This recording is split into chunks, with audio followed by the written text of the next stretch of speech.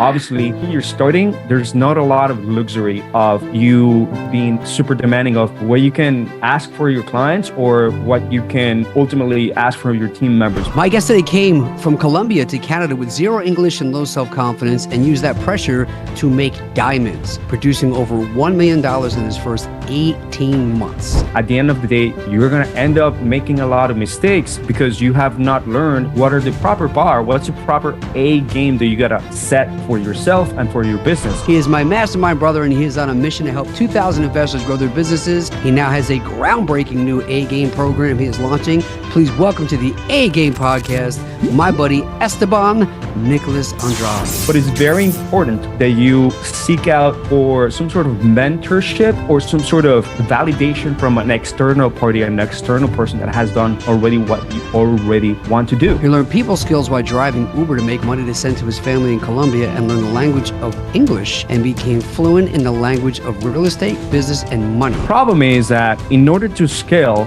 your leadership needs to communicate everything really, really well to your clients and to your team members. And communication is literally system. So to be honest, this game is all communication. That's it. He is now a skilled investor and marketer, runs multiple companies, and he is the CEO of Hezo Media. He's the co-founder of Remote Latinos. He is also the host of the REI Preneurs Podcast, and he is a marketing conversioning master. You want to go from 3 to 5, 5 to 10, you have to do marketing and take it as an operational business that's going to provide you that revenue. And you also have to be very open on servicing your clients in different ways. Esteban Andrade, A-Game Podcast, ladies and gentlemen.